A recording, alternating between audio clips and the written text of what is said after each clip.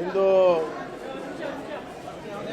ಕಾವೇರಿ ನೀರಿನ ವಿಚಾರದಲ್ಲಿ ಸರ್ವ ಪಕ್ಷದ ಸಭೆಯನ್ನು ಕರೆದಿದ್ದಾರೆ ಸರ್ಕಾರದವರು, ಮುಖ್ಯಮಂತ್ರಿಗಳು. ನಿನ್ನೆ ಸಾಯಂಕಾಲ ಎಲ್ಲ ಪ್ರಮುಖರು ಸೇರಿ ಅದರಲ್ಲಿ ಭಾಗವಹಿಸಬೇಕಂತ ತೀರ್ಮಾನ ಮಾಡಿದ್ವಿ. ಇವತ್ತು ಕೋರ್ ಕಮಿಟಿಯಲ್ಲೂ ಕೂಡ ಚರ್ಚೆ ಮಾಡಿ ಭಾಗವಹಿಸಬೇಕನ್ನುವಂಥದ್ದು ತೀರ್ಮಾನ ಆಗಿದೆ. ಈಗ ನಿನ್ನೆ ಮಳೆ ಬಂದು ನಮ್ಮ ಕರ್ನಾಟಕಕ್ಕೆ ವರ್ಣದೇವ ಆಶೀರ್ವಾದ ಮಾಡಿದ್ದಾನೆ. ವಯನಾಡಿನಲ್ಲೂ ಆಗಿದೆ, ಕೊಡಗಲ್ಲೂ ಆಗಿದೆ, ಈ ಕಡೆ ಸಕಲೇಶಪುರದಲ್ಲೂ ಆಗಿದೆ, ಕ್ಯಾಚ್ಮೆಂಟ್ ಏರಿಯಾದಲ್ಲಿ ಆಗಿದೆ. ಆ ಹಿನ್ನೆಲೆಯಲ್ಲಿ ಕಬಿನಿಯಲ್ಲಿ ನೀರು ಬಿಟ್ಟಿದ್ದಾರೆ. ಅದನ್ನು ಪೂರ್ತಿ ಆಗೋದು ಕಾಯಕ್ಕಿಂತ ಮುಂಚೆನೇ ನಿನ್ನೆನೇ ಸೂಚನೆ ಕೊಟ್ಟು ಸ್ವಲ್ಪ ಮುಂಚಿತವಾಗೇ ನೀರು ಬಿಟ್ಟಿರುವಂಥದ್ದು ಗಮನದಲ್ಲಿದೆ.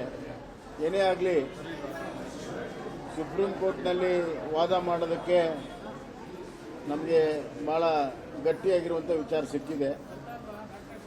ಸರ್ಕಾರ ಏನು ಮಾಡ್ತಿದೆ ನೋಡೋಣ. ಯಾಕಂದರೆ ಇದು ಕೇವಲ ಒಂದು ಬಾರಿ ನೀರು ಬಿಡೋದು ಜೂನ್ ಜುಲೈ ಪ್ರಶ್ನೆ ಅಲ್ಲ. ಇಡೀ ವರ್ಷದಲ್ಲಿ ಕಾವೇರಿ ನೀರಿನ ನಿರ್ವಹಣೆ ಯಾವ ರೀತಿ ಮಾಡ್ತಾರೆ ಸರ್ಕಾರ ಅನ್ನುವಂಥದ್ದು ಭಾಳ ಮುಖ್ಯ. ಸರ್ಕಾರ ಏನು ಹೇಳ್ತಿದೆ ನೋಡೋಣ. ನಮ್ಮದೇ ಆದಂಥ ವಿಚಾರಗಳಿದ್ದಾವೆ, ಅಲ್ಲಿ ಸರ್ಕಾರ ಜೊತೆಗೆ ಚರ್ಚೆ ಮಾಡ್ತೀವಿ.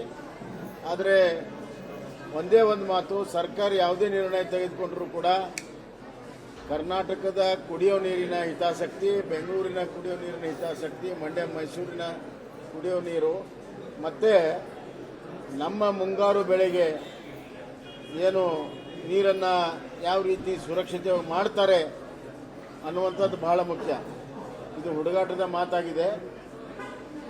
ನಾವು 9,500 ಕೇಳಿದ್ರು, ನಾವು 3,000 ಕೇಳಿಸಿದ್ವಿ. ಅದೇನು ಭಾಳ ದೊಡ್ಡ ಸಾಧನೆ ಅನ್ನೋಂಗೆ ಬಿಂಬಿಸುವಂಥದ್ದು ಕರ್ನಾಟಕದ ಧೋರಣೆ ಸರಿಯಲ್ಲ. ಇನ್ನು ರೈತರಿಗೆ ಇನ್ನು ಒಂದು ಹನಿನೂ ಕೂಡ ನೀರು ಬಿಟ್ಟಿಲ್ಲ, ಅದು ಭಾಳ ಮುಖ್ಯ.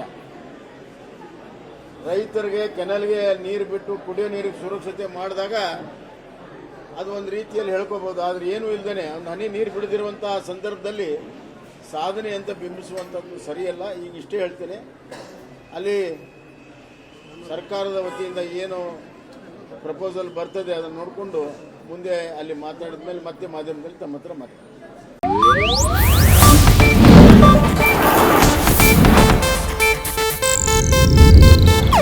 ಇದು ಏಷ್ಯಾನೆಟ್ ನ್ಯೂಸ್ ನೆಟ್ವರ್ಕ್ ಪ್ರಸ್ತುತಿ.